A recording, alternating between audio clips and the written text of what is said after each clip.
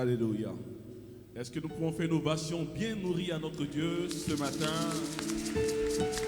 pour lui exprimer notre reconnaissance? Est-ce qu'on peut pousser ce matin des cris de joie à l'honneur et à la gloire de Jésus?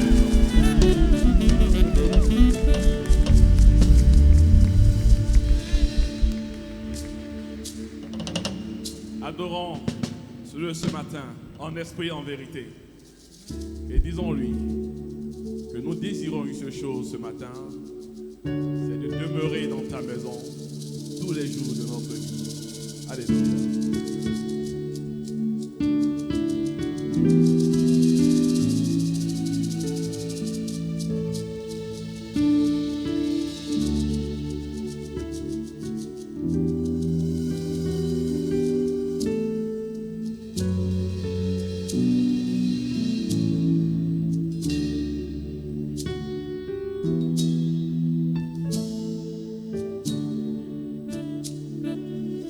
Disons-le ensemble, une chose.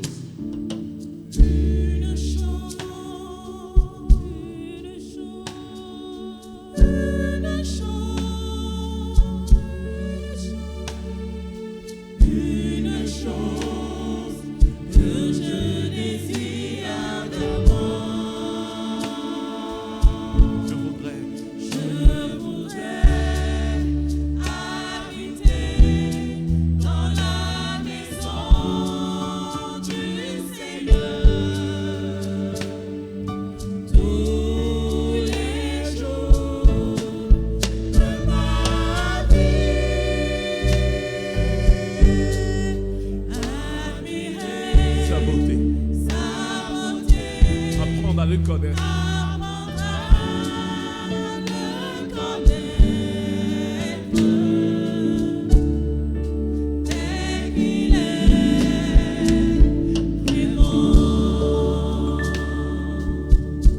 Une chose que je voudrais ce matin. Une chose.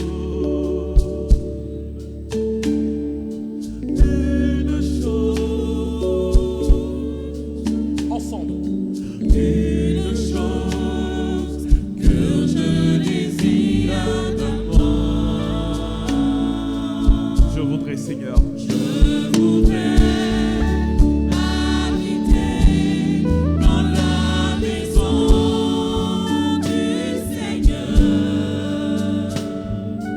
tous les jours de ma vie.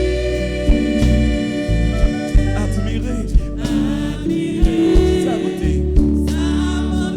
apprendre à le connaître,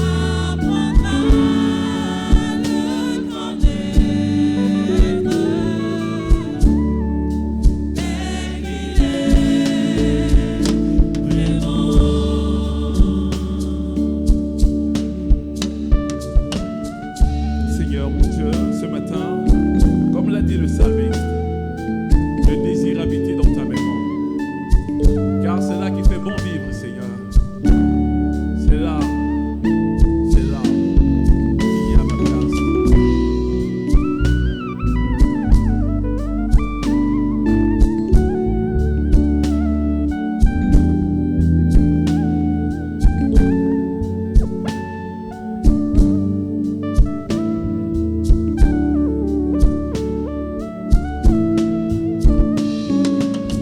Ensemble, une chose. Une chose.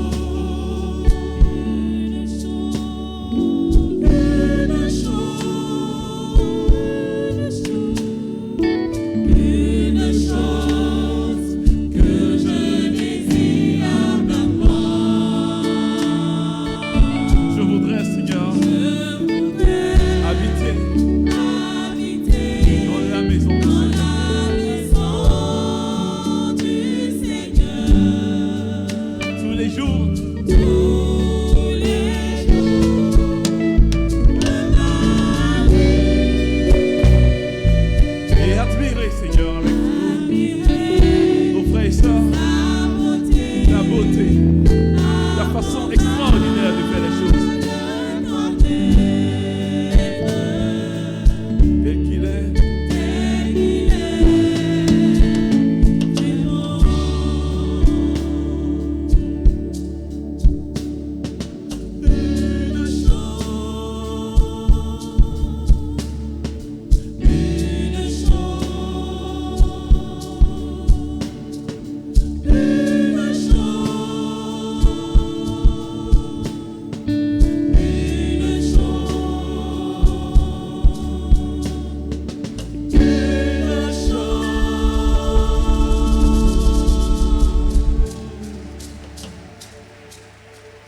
Est-ce que l'armée de Dieu est présente dans cette salle ce matin?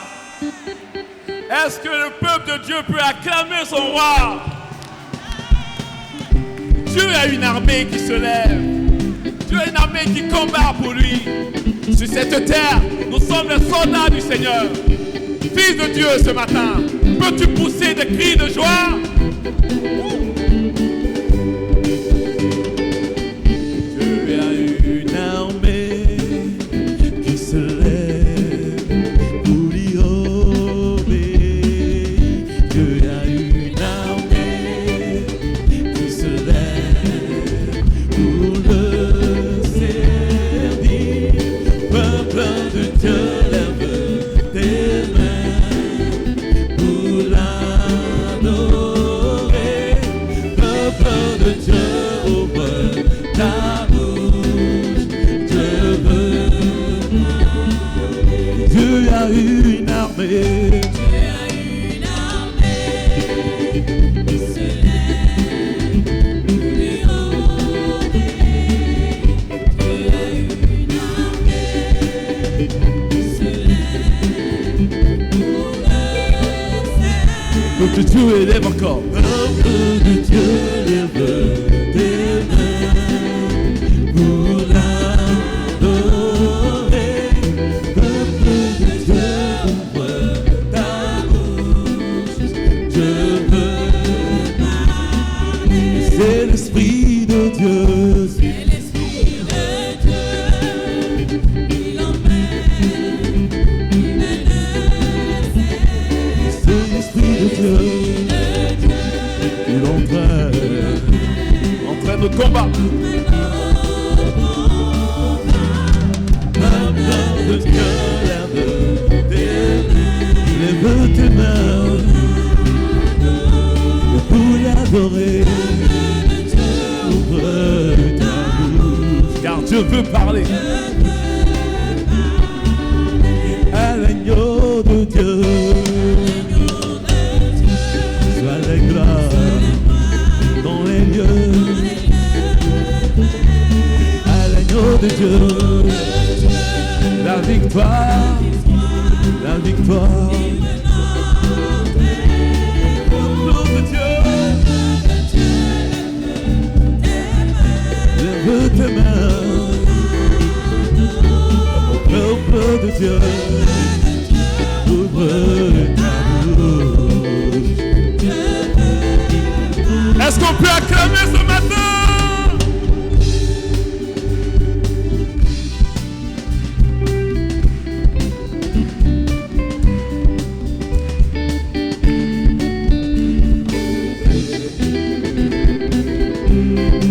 Regarde ton voisin, regarde ta voisine. Dis-lui, je suis un soldat du Seigneur.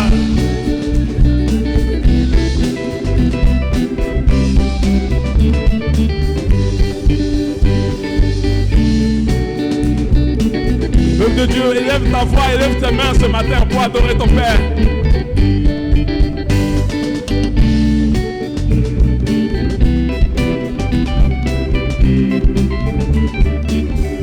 À l'agneau de Dieu. L'agneau de Dieu, soit la gloire dans les lieux clairs. L'agneau de Dieu. La victoire, libre notre héros. Peuple de Dieu, lève tes mains. Peuple de Dieu, je veux te parler. Peuple de Dieu, peuple pour l'adorer.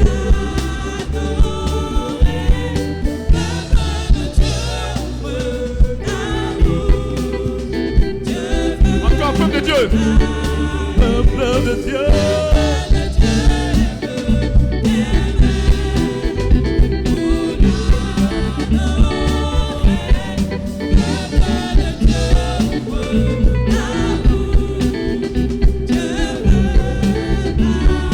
Peuple de Dieu.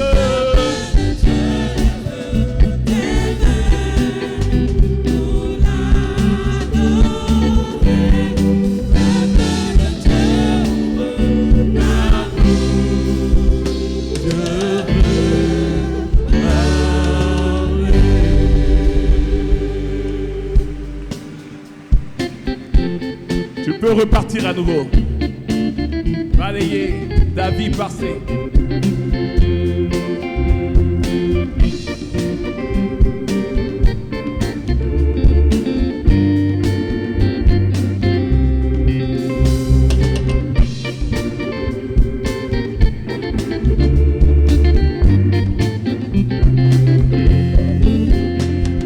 Naître de nouveau, tu peux tout recommencer, balayer ta vie passée et repartir à zéro, avec Jésus pour berger. Et repartir à zéro, avec Jésus pour berger. Tu peux naître de nouveau, tu peux tout recommencer.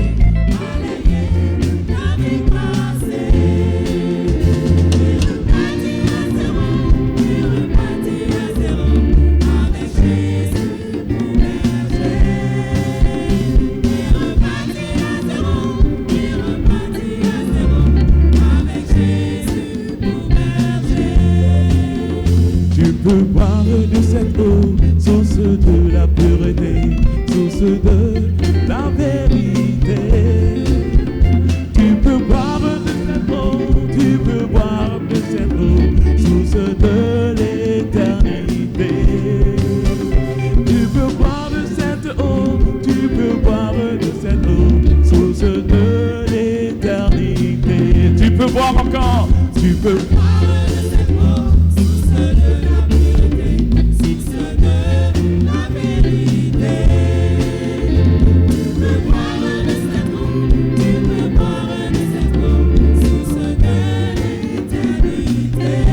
Tu peux boire de cette eau, tu peux boire de cette eau, source de l'éternité.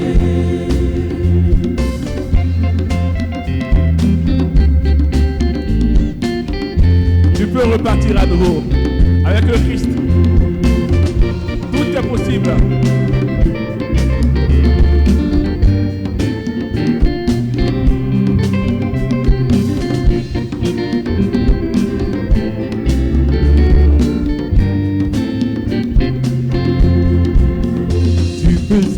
Pardonné pour tous tes péchés passés, car Jésus a tout payé.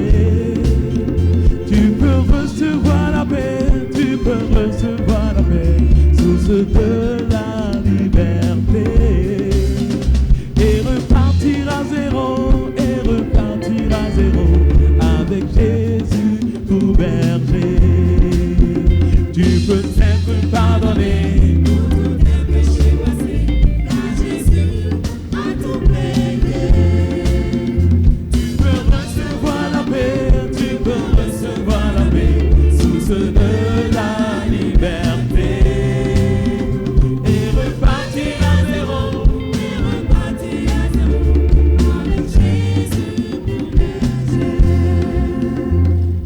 Tu peux naître de nouveau, tu peux tout recommencer, balayer ta vie passée et repartir à zéro. Et repartir à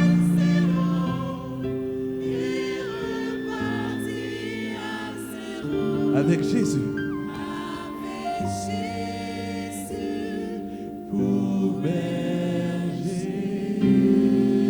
Repartir encore et repartir à zéro et repartir à zéro avec Jésus pour berger.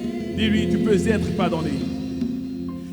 Tu peux être pardonné pour tous tes péchés passés, car Jésus a tout payé. Tu peux recevoir la paix ce matin. Tu peux recevoir la paix. Tu peux recevoir la paix. Source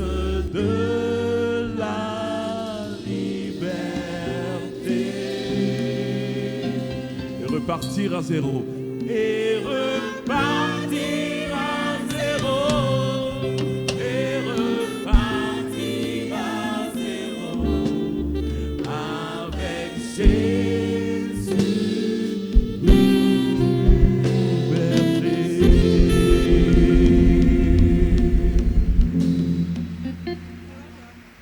Acclame ton Dieu ce matin.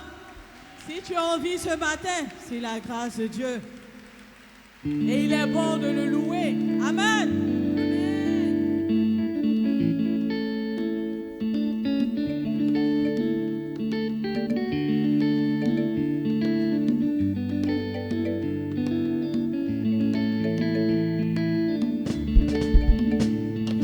Il est bon de louer Dieu. Alléluia. Il est bon de louer Dieu. Alléluia. Oh, qu'il est bon de louer Dieu. Alléluia.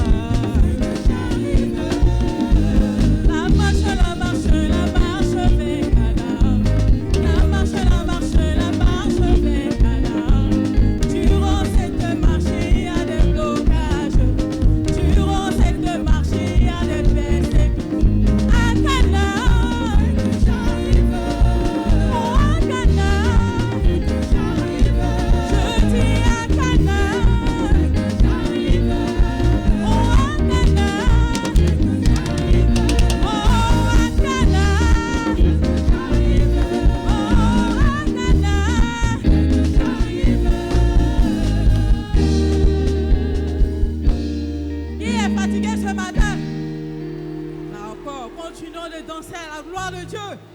Alléluia.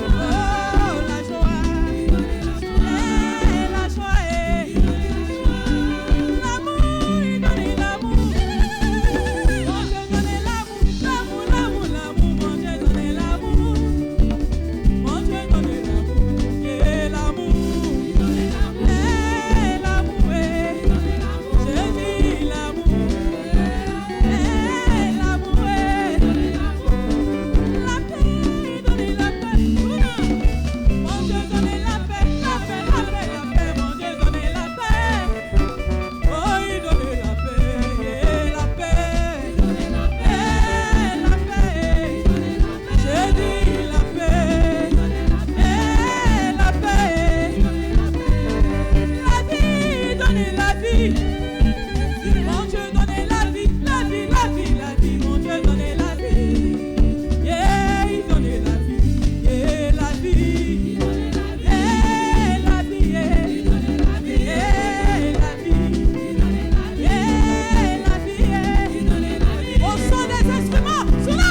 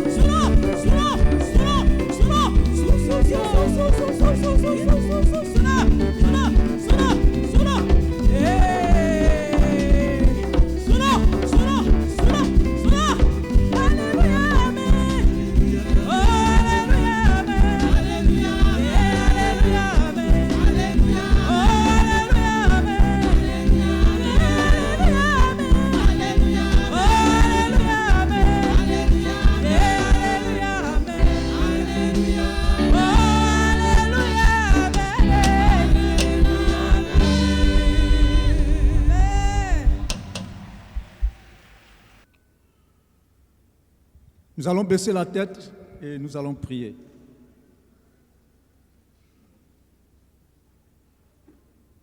Prions. Notre Père, notre Dieu, merci. Merci pour ta grâce, merci pour ton amour, Papa.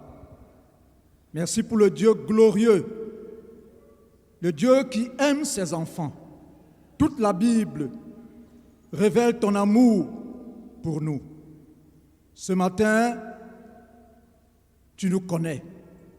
Tu connais nos vies. Personne d'entre nous n'est caché devant toi. Tu es le maître de toutes choses. Merci de m'utiliser simplement ce matin pour encourager ton peuple. Je ne sais rien, je ne connais rien, mais je prie que tu m'utilises. Que ton seul nom soit glorifié. Béni sois-tu dans le nom de Jésus. Amen. De la vocation à la transformation. De la vocation à la transformation, c'est le titre de l'exhortation de ce matin. De la vocation à la transformation. Ce matin, mon message a 3 petits points. Nous allons d'abord parler de notre vocation. De notre vocation en tant que disciples de Jésus. Parce que c'est le point de départ, frères et sœurs.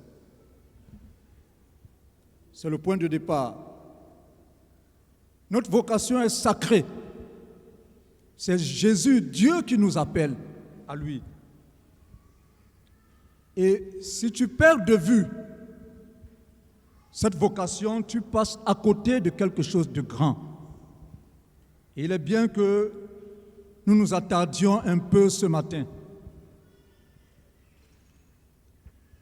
En deuxième, nous allons voir, n'est-ce pas, nous allons parler des interconnexions. Vous savez, quand tu lis la Bible, tu vois que l'Église est un corps. L'Église, ce n'est pas un membre, c'est un ensemble de personnes interconnectées. C'est cette réalité que nous voyons dans les Écritures. Et nous allons, n'est-ce pas, en parler ce matin. Donc nous allons parler des interconnexions de qualité. Et en troisièmement, nous parlerons de la transformation, qui est le but final. Donc je reprends Ce matin, nous parlerons de notre vocation en Christ. Nous parlerons des interconnexions que nous devons entretenir au sein de l'Église, des interconnexions de qualité. Nous parlerons enfin de la transformation. Donc le premier point, c'est la vocation. Marc 1, versets 16 à 18. Marc chapitre 1, versets 16 à 18. Je lis la parole de Dieu. Comme il passait le long de la mer de Galilée, il vit Simon et André, frères de Simon, qui jetaient un filet dans la mer, car ils étaient pêcheurs. Jésus leur dit, « Suivez-moi, et je ferai de vous des pêcheurs d'hommes. » Aussitôt, ils laissèrent leur filet et le suivirent. Étant allé un peu plus loin, il vit Jacques, fils de Zébédée, et Jean, son frère, qui eux aussi étaient dans une barque et réparaient les filets. Aussitôt, il les appela. Et laissant leur père Zébédée dans la barque, avec les ouvriers, ils le suivirent. Frères et sœurs, nous sommes ici au tout début du ministère de notre Seigneur. Nous sommes au tout début, au bord du lac de Galilée, au nord d'Israël. Et notre Seigneur appelle à lui ses premiers disciples. Le texte que je viens de lire donne le contenu de la vocation des premiers disciples. Frères et sœurs, et le noyau de cette vocation est commun à nous aujourd'hui, en tant que disciples de Jésus. Le noyau, il est commun. Jésus dit, « Suivez-moi ».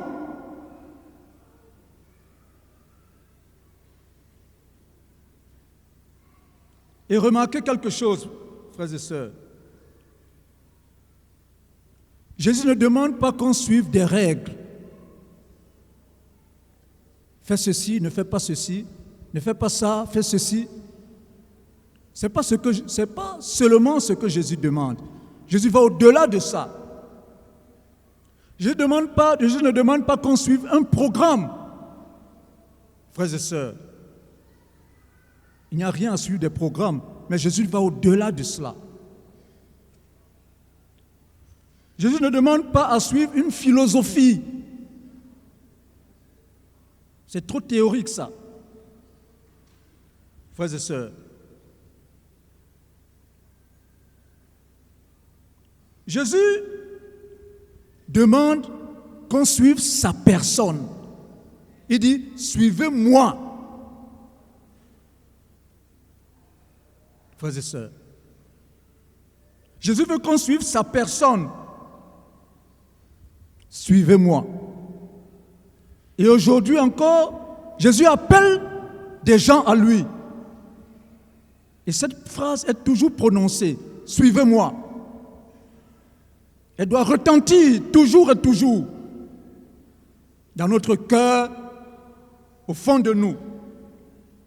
Frères et sœurs, il s'agit donc de suivre la personne de Jésus. Jésus veut qu'on entre dans une relation avec lui. Il veut qu'on rentre dans son intimité. Frères et sœurs, c'est ce que Jésus veut. Rentrer dans une relation avec lui, c'est demeurer avec lui, c'est vivre avec lui, c'est marcher avec lui, c'est bénéficier de sa grâce, de sa présence. Frères et sœurs, ce n'est pas simplement un programme, ce n'est pas simplement des règles. Frères et sœurs, Jésus veut vivre avec toi, il veut vivre avec moi, il veut marcher avec moi. Il veut que toi et moi, nous bénéficions de sa présence quotidiennement. Il veut que nous bénéficions de sa grâce. Frères et sœurs, c'est ce que Jésus veut. Suivez-moi. Marchez avec moi. Voyez-vous, frères et sœurs, apprenez de moi. Quelque chose se produit quand tu suis quelqu'un de cette façon.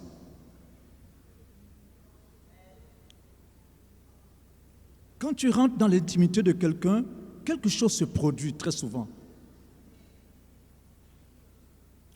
Voyez-vous, Jésus, c'est un maître, c'est un rabbi. Chez les Juifs, c'est un rabbi. C'est un maître. Il avait pour habitude d'enseigner. Et des foules venaient à lui, écouter ses enseignements, recevoir des conseils, des orientations. Donc quelque chose se produit quand tu te rapproches de quelqu'un comme Jésus, c'est que non seulement tu écoutes ces précieux enseignements, mais tu commences à comprendre sa pensée, son cœur. Tu comprends sa volonté.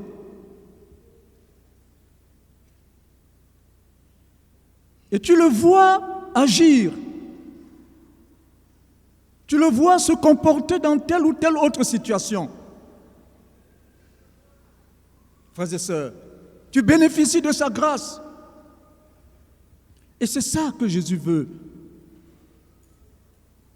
Notre vocation consiste à être avec le Christ. Pas simplement à faire les choses qu'il recommande, mais d'abord à être avec lui. Frères et sœurs, c'est ça notre vocation. Être avec Christ, vivre avec lui. C'est le souhait du Christ lorsqu'il t'a appelé à lui. Il veut que tu sois quotidiennement avec lui. Frères et sœurs. Mais le point, c'est que on peut être à l'église, assister au rassemblement, au grand rassemblement, comme celui de ce matin, mais ne pas être avec le Christ. Oui. On peut assister à ce grand rassemblement, n'est-ce pas, mais ne pas être avec le Christ. On peut être là depuis des années et ne plus, peut-être qu'on était au départ avec le Christ, et ne plus être avec le Christ. Frères et sœurs, on peut avoir une position dans l'Église et ne pas être avec le Christ. Jésus veut que tu sois avec lui. C'est ça notre vocation. Être avec le Christ. Être avec le Christ. Et vivre pleinement cette vocation. C'est de là que découle, n'est-ce pas, tout le reste. Frères et sœurs.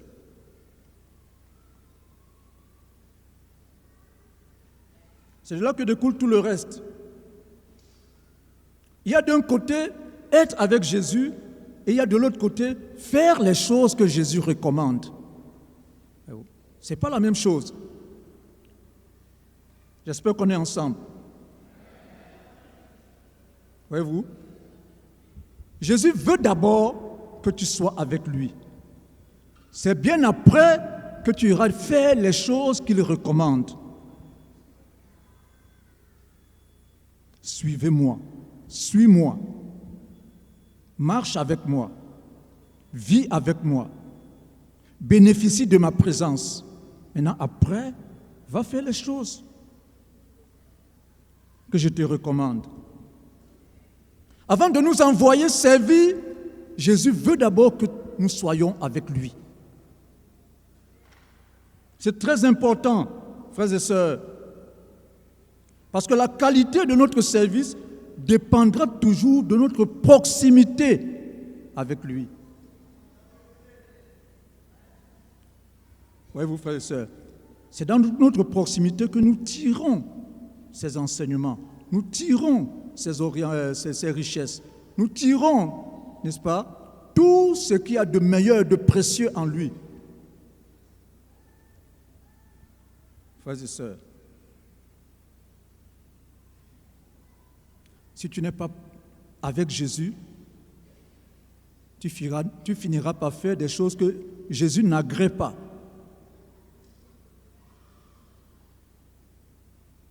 Tu vas t'éloigner et tu risques de passer à côté de quelque chose de grand, frères et sœurs. Est-ce que tu es ce matin avec Jésus?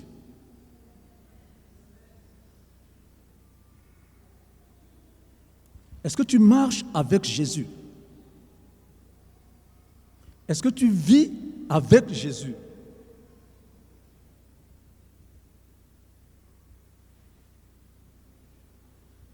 Frères et sœurs,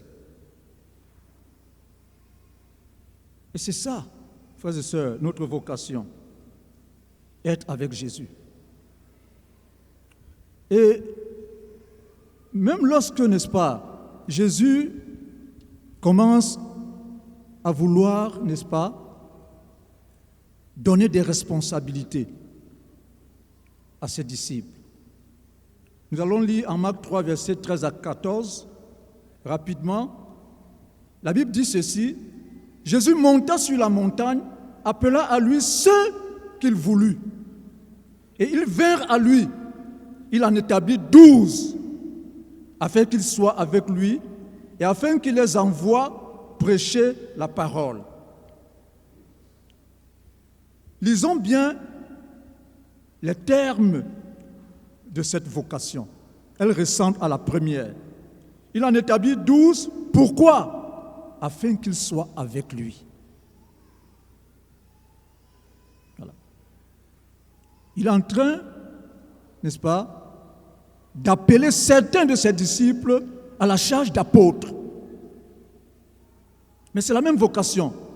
Il dit, il a choisi, il établit 12 afin qu'ils soient avec lui. Afin qu'ils marchent avec lui. Afin qu'ils vivent avec lui.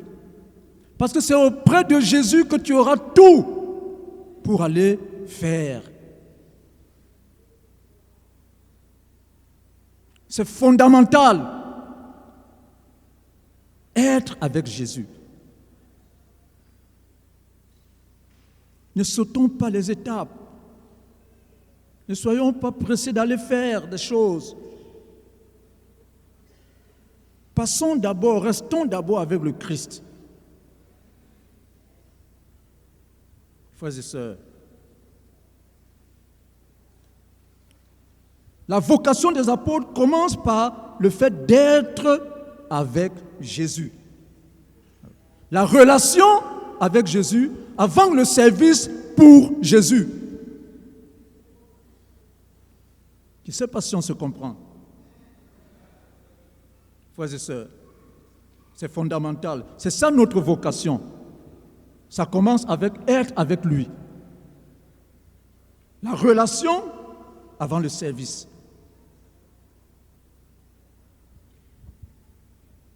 Assurons-nous quotidiennement si nous sommes toujours avec Christ.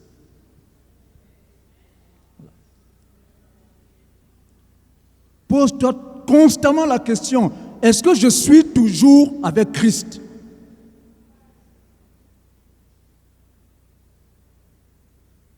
L'indicateur n'est pas ce que tu fais, mais ce que tu es.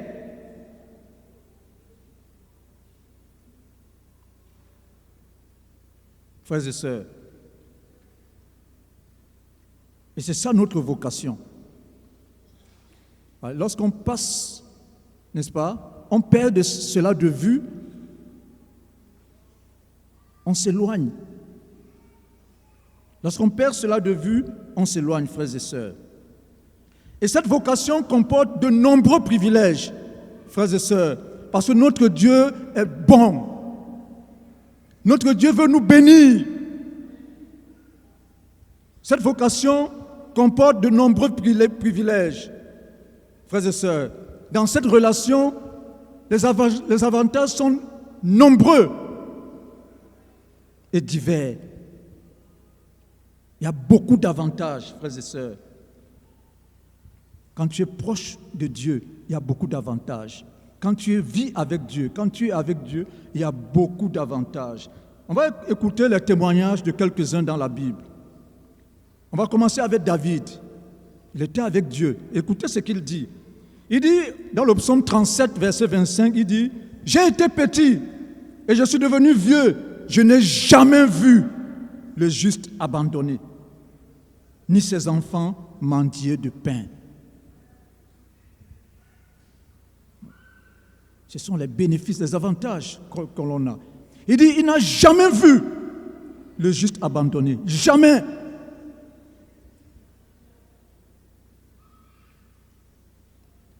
David a fait des observations. Ce sont ses observations. Il dit qu'il n'a jamais vu le juste abandonné, ni ses enfants, sa progéniture, mendier du pain. Il y a beaucoup d'avantages à être avec Jésus quotidiennement, frères et sœurs. Ce n'est pas un perdant. En Philippiens 4, ça c'est l'apôtre Paul. Philippiens 4, verset 19, il dit « Et mon Dieu pourvoira à tous vos besoins selon sa richesse, sa gloire en Jésus-Christ. » L'auteur d'Hébreux, Hébreux 13, verset 5, dit « Car Dieu lui-même a dit « Je ne te délaisserai point et je ne t'abandonnerai point. » Est-ce que tu te sens délaissé ce matin? Est-ce que tu te sens abandonné ce matin? Dieu dit, ça c'est l'auteur du livre d'Hébreux, il dit, Dieu a dit, je ne te délaisserai point et je ne t'abandonnerai point. À Matthieu 6, c'est Jésus lui-même qui parle.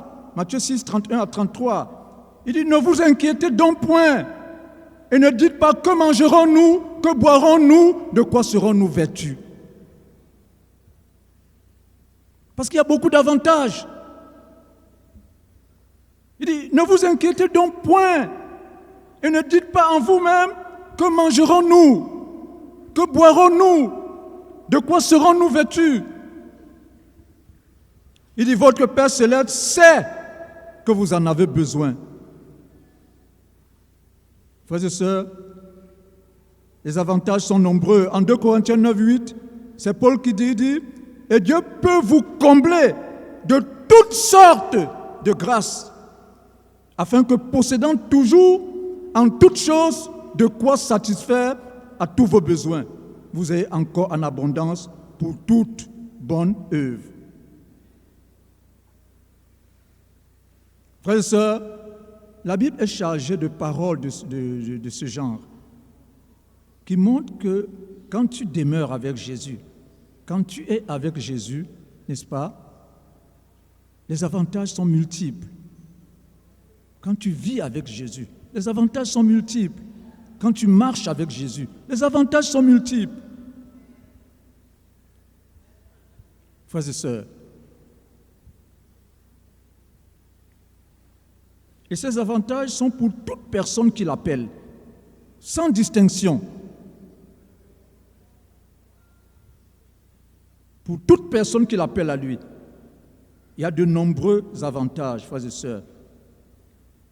Donc, nous devons retenir ceci pour le premier point.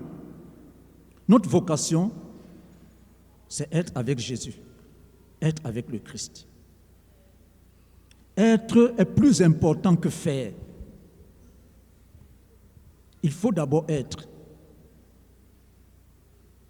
Et puis, maintenant, allons-y faire.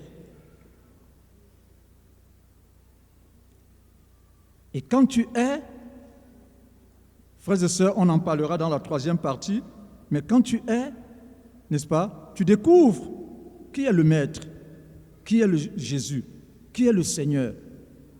Et cette découverte te transforme.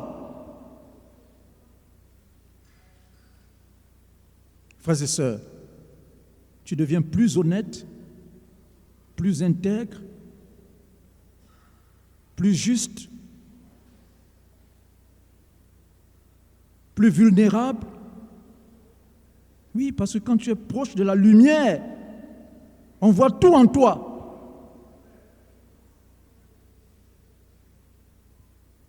Frères et sœurs, et c'est incroyable. Mais au-delà des avantages, frères et sœurs, il y a aussi des exigences dans cette vocation. Il y a des avantages, ils sont nombreux, ils sont divers, ils sont multiples, mais il y a aussi des exigences. Et l'une de ces exigences, c'est mon deuxième point, frères et sœurs. C'est mon deuxième point. J'ai intitulé ça « Les interconnexions de qualité » parce que c'est une réalité dans la Bible. Frères et sœurs, c'est une réalité dans la Bible parce que l'Église est une grande famille. Et dans cette famille, nous sommes interconnectés, que l'on veuille ou pas. Que l'on veuille ou pas, nous sommes interconnectés.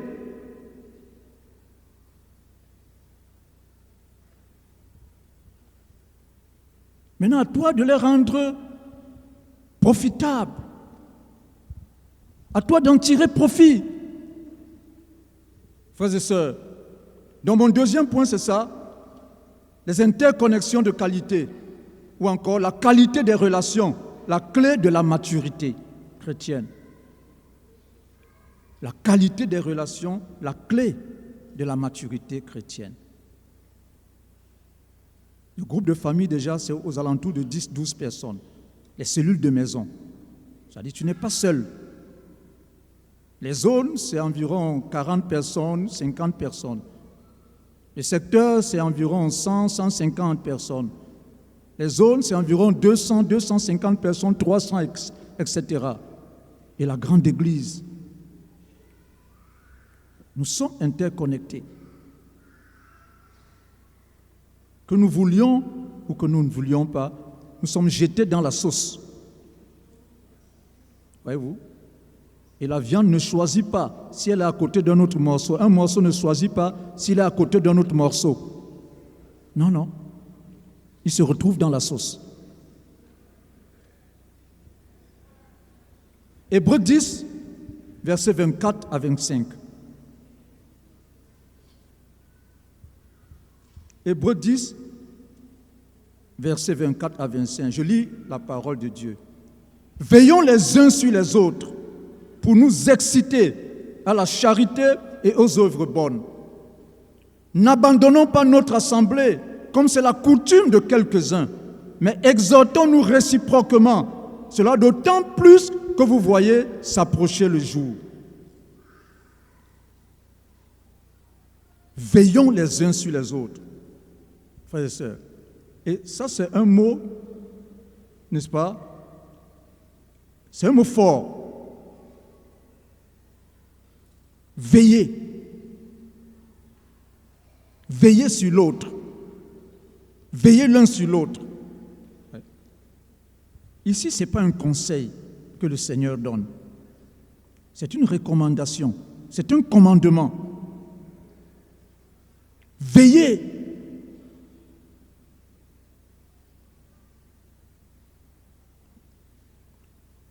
Ce n'est pas quelque chose qu'il faut faire, qu'il faut choisir de faire ou de ne pas faire. Non. Frères et sœurs, c'est un commandement. Veillez les uns sur les autres. Ce n'est pas une bonne idée. Non, c'est un commandement. C'est une exigence de cette vocation. Frères et sœurs, Jésus veille sur toi, il faut que tu veilles sur ton frère. Jésus veille sur toi, il faut que tu veilles sur ta sœur. Ici, l'idée, quand on entend veiller, l'idée c'est la vigilance. L'idée c'est la vigilance. Il faut être vigilant. Il ne faut pas dormir. Il faut être vigilant. L'ennemi rôde. Il faut être vigilant. Frères et sœurs, l'idée ici, c'est de suivre l'état spirituel de ton frère, de suivre l'état spirituel de ta sœur. Il ne faut pas supposer. C'est ça l'idée, frères et sœurs. Suivre l'état spirituel de l'Église, du troupeau de Dieu. Veillons les uns sur les autres. J'ai une question pour toi. Qui veille sur ton état spirituel? Est-ce que tu peux donner un nom? Qui veille sur ton état spirituel? Est-ce que tu peux donner un nom? Et en rapport avec ce nom, quand est-ce que vous vous êtes vus la dernière fois?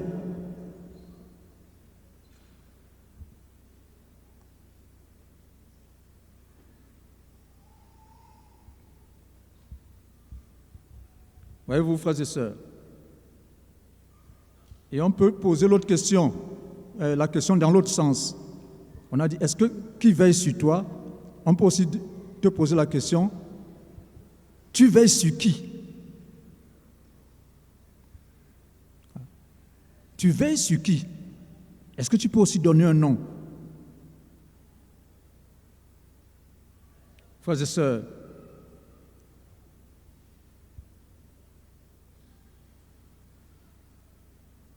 c'est important qu'un frère veille sur toi. C'est important qu'une sœur veille sur toi. Mais comment même tu te sens quand quelqu'un veille sur toi? Comment est-ce que tu te sens? Voyez-vous, frères et sœurs, c'est une exigence de notre vocation. Et il y a des disciples qui ne comprennent pas cette exigence-là. Voyez-vous? Dans la maison de Dieu, personne n'est autonome. L'Église, c'est un corps. Frères et sœurs, et Dieu ne descendra pas lui-même pour veiller sur toi. Non, tu attendras longtemps. Tu attendras longtemps. Dieu ne descendra pas lui-même pour veiller sur toi. Il mettra quelqu'un pour veiller sur toi, ton état spirituel. Il mettra toujours quelqu'un pour veiller sur ton état spirituel. Frères et sœurs, si tu comprends le sens de ta vocation, tu comprendras cette exigence. Beaucoup, nous ne voulons pas qu'on veille sur nous.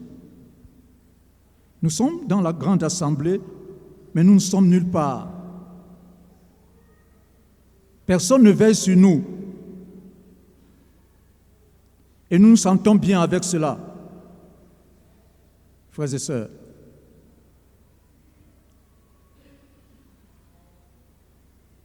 l'autre jour, l'évangéliste principal nous a conviés à un exercice. Il fallait prendre toutes les listes de membres de tous les secteurs d'Abidjan et lire nom par nom. Et puis nous sommes là, on lit un nom, est-ce que tu le connais? On lit un nom, est-ce que tu le connais? On lit un nom, est-ce que tu le connais? Il est dans quel secteur? La bergerie, c'est ça.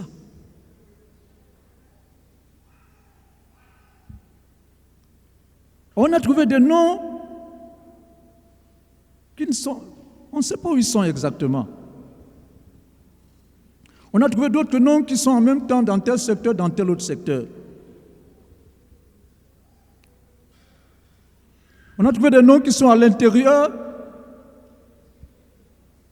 mais qui sont, c'est-à-dire leurs noms, ils sont à l'intérieur, mais ils sont sur Abidjan. La bergerie, c'est un travail de fourmi.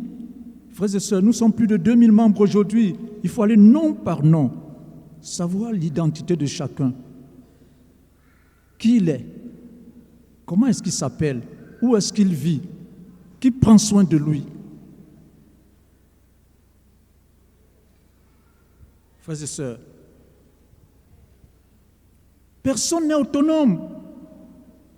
Voyez-vous, frères et sœurs, notre croissance spirituelle dépendra toujours de notre relation avec les autres, de la qualité de notre interconnexion. Si nous flottons, si personne ne rentre dans notre vie, comment grandirons-nous?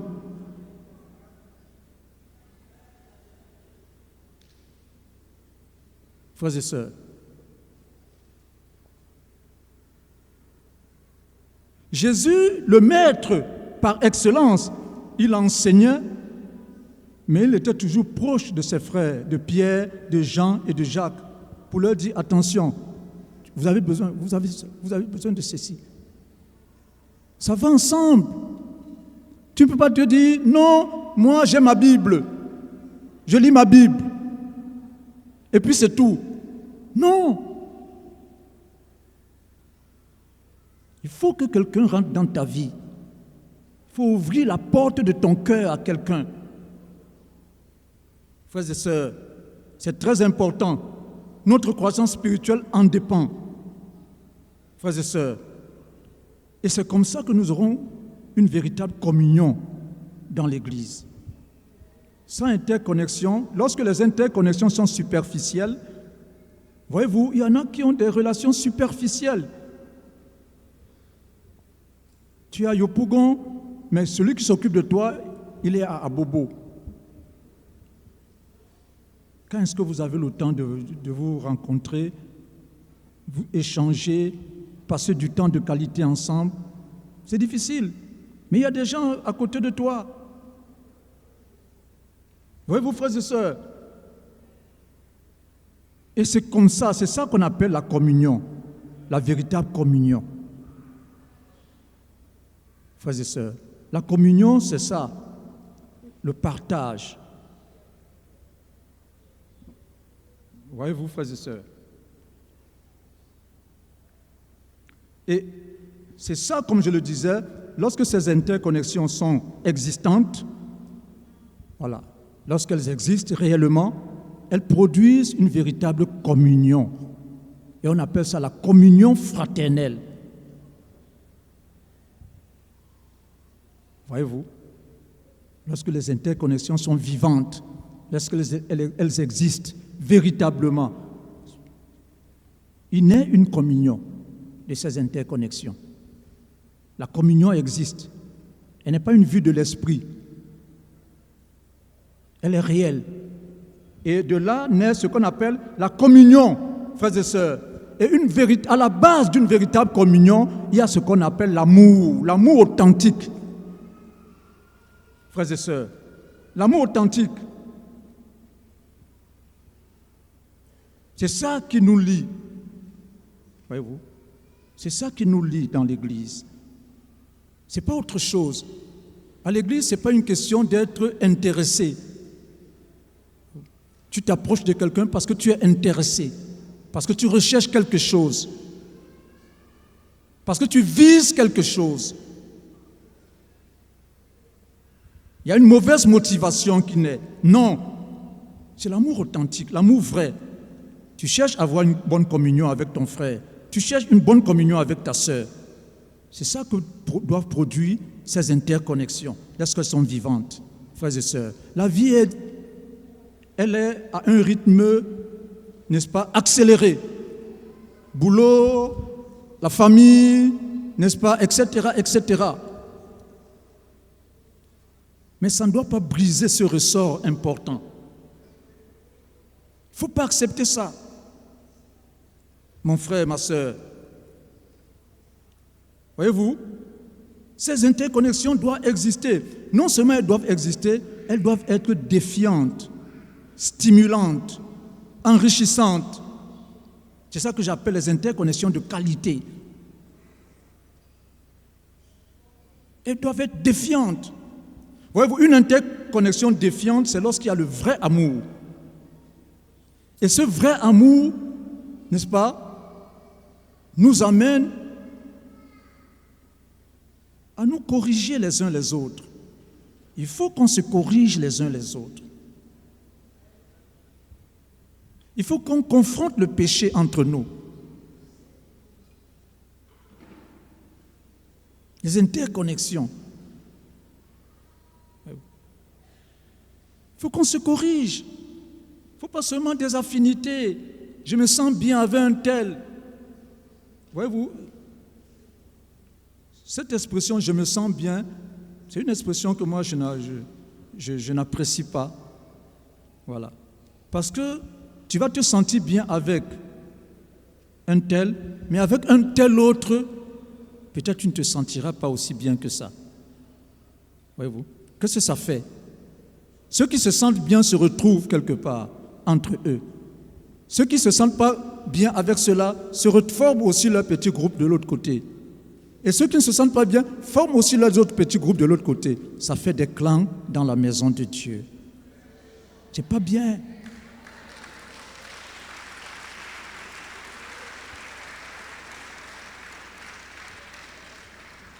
Frères et sœurs, entre nous, il faut de l'amour authentique, l'amour vrai. L'amour vrai, l'amour équilibré, l'amour juste. On appelle ça l'amour agapé. Voyez-vous, c'est l'amour juste. Je suis avec Alexis comme je suis avec Nicaise. Ce que je donne à Alexis, je le donne aussi à Nicaise.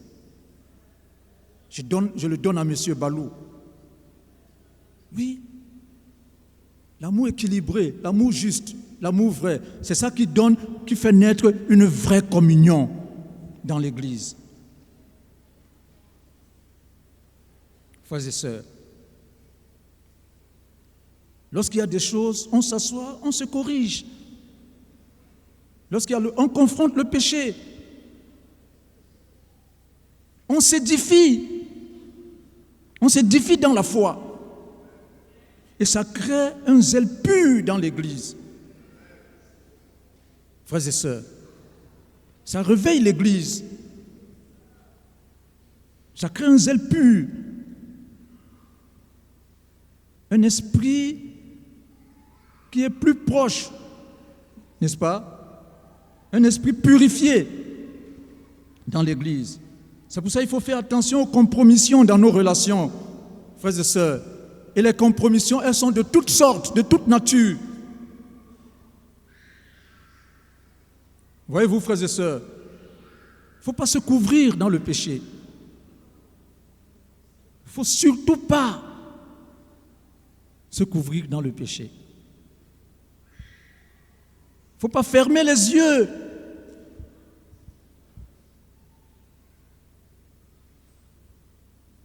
Devant le péché de ton frère, devant le péché de ta sœur. Il faut l'aider. Il faut corriger. Il faut l'édifier. Il faut lui parler.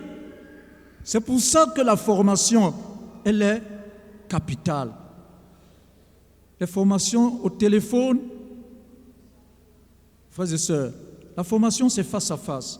La Bible ouverte, c'est la Bible qui nous forme. Voyez-vous, frères et sœurs, c'est très important. Faisons attention aux compromissions, fermez le péché, frères et sœurs. Quand tu fermes le péché dans la vie d'un frère, tu fermes le péché dans la vie d'une sœur, c'est que ça tue le zèle du frère. Parce que tu ne peux pas être en même temps dans le péché et au même moment être fort pour Dieu. Ce n'est pas possible. D'une même source ne peut jamais sortir l'eau propre, l'eau salée, l'eau sale. Dans les quartiers, quand il y a des choses, on doit confronter avec amour. La Bible dit de dire la vérité avec amour. Il faut confronter. Il ne faut surtout pas fermer les yeux. Ça tue le zèle d'un frère. Si ça se fait 2 fois, ça tue le zèle d'un autre frère. Si c'est 10 fois, ça tue le zèle de 10 frères. Si c'est 100 fois, ça tue le zèle de 100 frères. Et c'est le zèle qui diminue dans l'Église. Frères et sœurs, le zèle pur. Ayons des interconnexions de qualité. Elles ont des relations défiantes, stimulantes. Frères et sœurs, des relations qui nous boostent à faire les choses de Dieu. C'est très important. Frères et sœurs, si quelqu'un vient parler d'un autre frère en mal auprès de toi, qu'est-ce que tu fais? Qu'est-ce que tu fais? Le commérage, la calomnie, tu fais quoi? Tu entends? Toi aussi tu ajoutes ta part? Tu fais quoi? Frères et sœurs, et dans la Bible, frères et sœurs, des serviteurs de Dieu ont entretenu des interconnexions de qualité. Oui, des relations défiantes. Il y a David et Jonathan. Il y a Élie et Élisée. Il y a Moïse et Josué. Frères et sœurs, il y a Naomi et Ruth. Il y a Sarah et Rebecca. Il y a Jésus et les 12 apôtres. Il y a Paul et Barnabas. Il y en a plusieurs. Ils ont entretenu des interconnexions de qualité. Ce n'est pas des choses qui commencent avec nous. C'est ça le christianisme, c'est ça l'Église. L'Église, c'est comme ça. Frères et sœurs. Et regardez l'impact, n'est-ce pas, que ces gens ont eu dans leur génération. Regardez l'impact au travers de ces interconnexions. Regardez l'impact qu'ils ont eu dans leur génération. Regardez Moïse dans sa génération.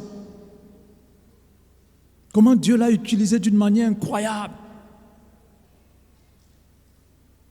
Dans une situation difficile, c'est lui qui a été la solution finalement de l'esclavage en Israël.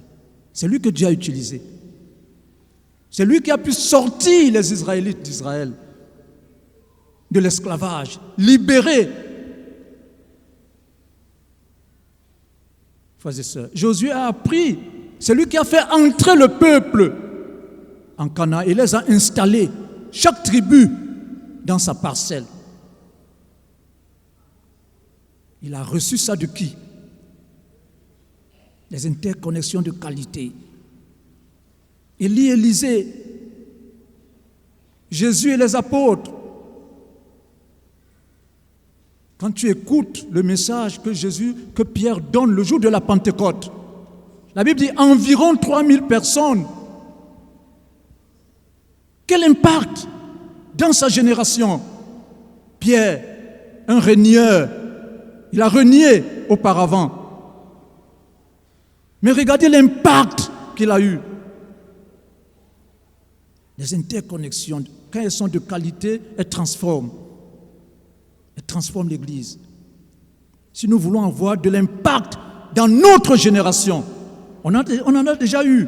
Mais si nous voulons continuer d'avoir de l'impact dans notre génération, nous devons entretenir des interconnexions de qualité.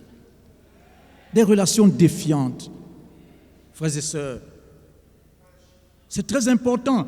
Et quand tu lis dans la Bible, frères et sœurs, ce n'était pas des relations superficielles que Moïse avait avec Josué, Caleb.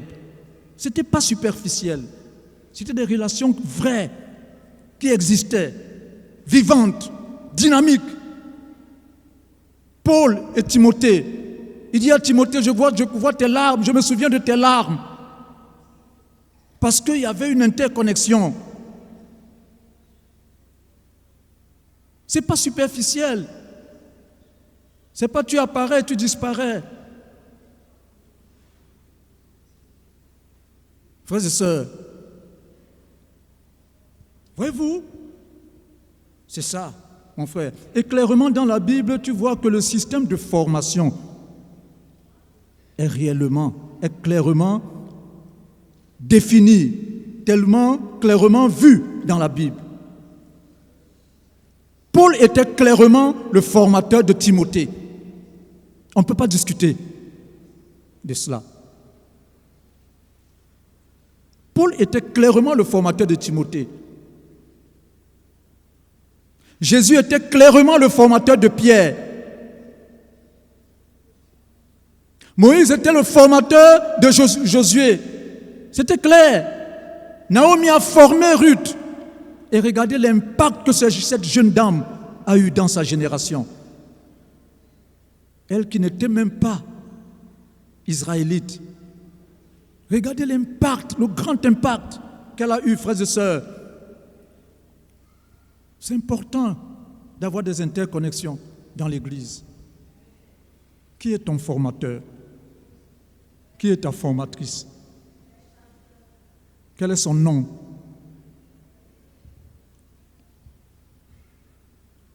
Je ne parle pas de celui qui était ton formateur. Qui est ton formateur? Qui est ta formatrice?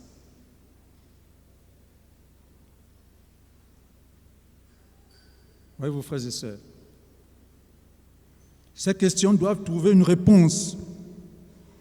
C'est clair que quand tu lis la Bible, n'est-ce pas, quand tu lis tous les passages qui parlent des relations les uns les autres, c'est clair qu'il y a, n'est-ce pas, il y a le formateur, il y a d'autres interconnexions que des personnes se sont tissées dans la Bible, ont noué dans la Bible, et qui les ont boostés, qui les ont aidés. Voyez-vous, c'est clair. Frères et sœurs, tu vois, Nathan intervient dans la vie de David. David et Jonathan. Voyez-vous, tu vois, Jésus avec Pierre, n'est-ce pas? Après, Pierre se retrouve avec Jean.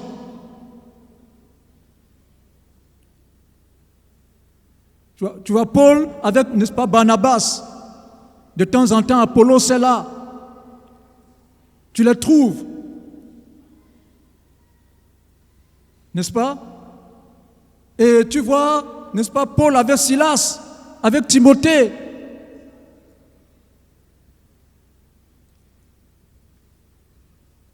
Des interconnexions qui les ont aidés à impacter le monde dans leur génération. C'est très important, frères et sœurs. C'est très important, frères et sœurs. Voyez-vous, moi j'ai un formateur. Mon formateur que l'Église m'a donné, c'est l'évangéliste Kinimo. C'est mon formateur. Dernièrement, je l'ai appelé, je lui ai dit que ma femme et moi on vient. Mais il y avait un contretemps. Il m'a appelé pour me dire, bon, on va remettre notre temps de formation.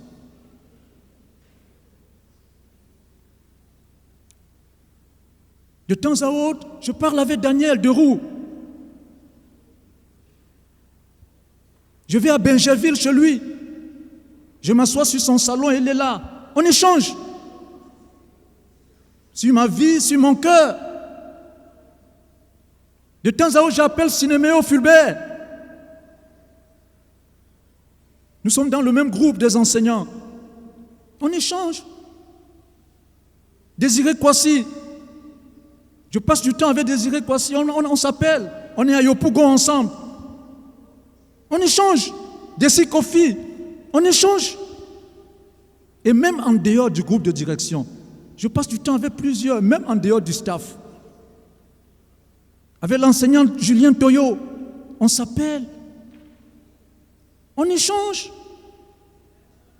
Je lui fais savoir ce que j'ai sur le cœur. Il m'apporte ses réflexions par rapport à ce que je dis, qui m'aident. Dernièrement, j'ai appelé le diacre Mingoran. On a échangé. Je lui ai demandé des conseils. Il a dit, ah bon, voilà ce que je te propose de faire. Et j'ai fait cela, ça marchait. Et j'appelle beaucoup d'autres personnes.